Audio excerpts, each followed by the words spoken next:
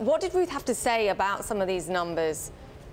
Right, and importantly, you guys were talking about cost per click down, but paid clicks up 52%. Ruth Porat really highlighted the strength of the ad business, saying they're continuing to see momentum there, particularly in mobile search as well as YouTube. They're also seeing strength in the cloud, in Play, and hardware. The cloud, of course, is a huge area of opportunity for Google, though they are competing fiercely with Amazon and Microsoft.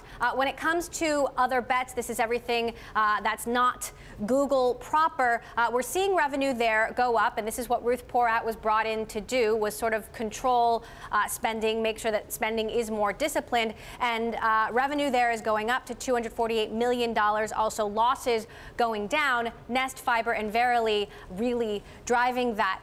Really important to point out that these numbers do account for that $2.74 billion fine that has been levied against Alphabet by the EU.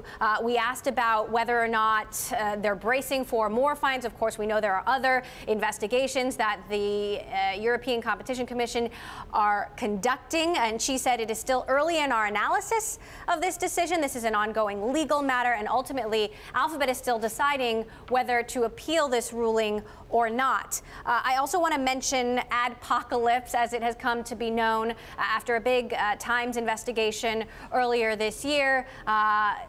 A number of extremist videos on YouTube were found to be linked to major advertisers, ad campaigns. A number of advertisers around the globe actually pulled their campaigns, froze their campaigns. Analysts are saying that has mostly blown over, and they've moved their campaigns from Q1 to Q2. We did ask Ruth Porat about this specifically, and she reiterated that sites revenue was strong across all Google sites, benefiting from mobile search and strength in YouTube, but that they continue to take this issue very seriously, and they're doing all they can to protect the ecosystem of the ad product.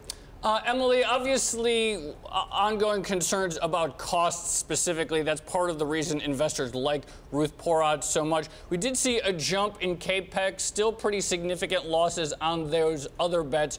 Where are they in terms of their cost and revenue, cost and expenditures plan?